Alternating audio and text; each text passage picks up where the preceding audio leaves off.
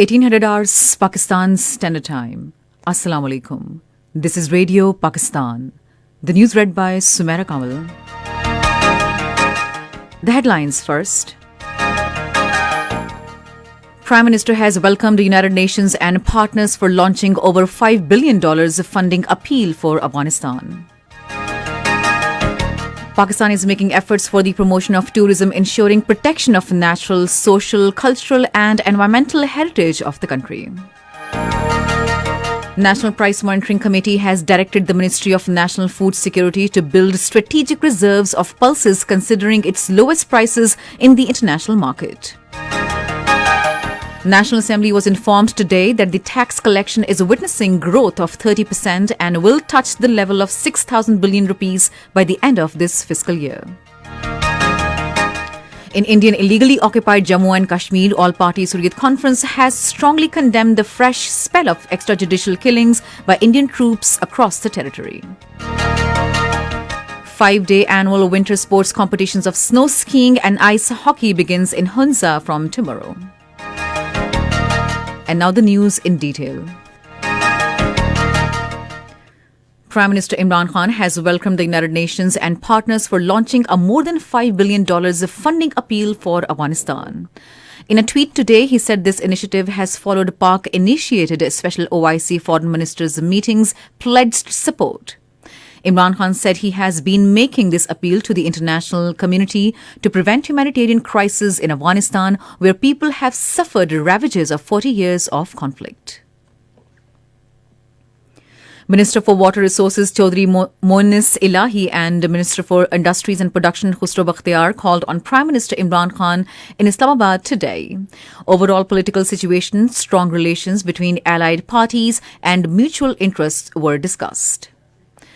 Pakistan is making efforts for the promotion of tourism, ensuring protection of natural, social, cultural and environmental heritage of the country.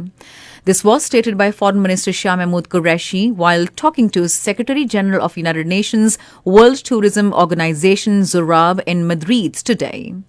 He said Pakistan is a rich country having safe, beautiful areas, and in view of the improving security situation in Pakistan, many countries have revised their travel advisory to Pakistan.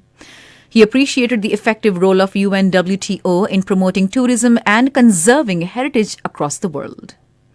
He further hoped that expertise of the UNWTO team would be utilized for digitization and technical assistance of the tourism sector in Pakistan. National Price Monitoring Committee has expressed concerns on the increase in the prices and directed the Ministry of National Food Security to build strategic reserves of pulses considering its lowest prices in the international market. The meeting of the NPMC was held in Islamabad today with Finance Minister Shaukat Tareen in the chair. Addressing the meeting, the Finance Minister also directed the Ministry and provincial governments to take creative measures to ensure smooth supply of pulses at fair prices. The minister underscored the efforts being made for keeping the prices of essential items in check and measures to ensure smooth supply of essential commodities throughout the country. National Assembly was informed today that out of 300 billion rupees taxes proposed in the Finance Supplementary Bill 2021, 270 billion rupees are adjustable taxes to document the economy. Responding to the points of PPP, Chairman Bilawal Bhutto Zardari in the National Assembly today, Minister for Energy Hamad Azhar said the remaining taxes have been imposed only on luxury items. The Minister for Energy said the government took difficult decisions to save the country from bankruptcy and steered it on the road towards trajectory. He pointed out the economy grew by 4% during the last financial year and it is expected to touch 5% during the current financial year. He further said the tax collection is witnessing growth of 30% and will touch the level of 6,000 billion rupees by the end of this fiscal year. Private sector credit has also witnessed an increase of 50%, which is a manifestation that the economy is growing. Minister of State for Information and Broadcasting Farooq Habib says Prime Minister Imran Khan is fully committed in resolving problems faced by overseas Pakistanis. Addressing an event in Islamabad today, he said all Pakistani missions across the globe are strictly directed to timely address issues of Pakistani diaspora across the globe. He further said that the legislation process is complete to provide a right of vote to Pakistanis expatriates living all over the world to cast vote in next general election for their inclusion in the decision-making process. The Minister of State said that overseas Pakistanis are our heroes who are playing a vital role in sending foreign remittances to the homeland and highlighting the Kashmir issue at international fora. This is Radio Pakistan.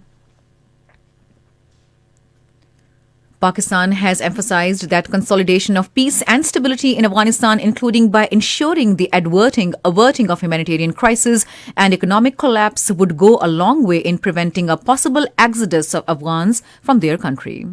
These views were expressed by Foreign Secretary Suhail Mahmood during a meeting with a delegation from European countries in Islamabad today. The Foreign Secretary interacted with the members of delegation and exchanged views on the regional situation, especially with respect to developments in Afghanistan. He also highlighted Pakistan's unwavering commitment and hospitality in hosting more than 3 million Afghan refugees for over 40 years.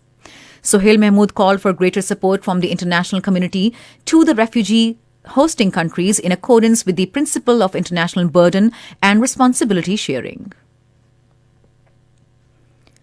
The interim government of Afghanistan says Food for Work program with the support of international donors is being expanded across the country.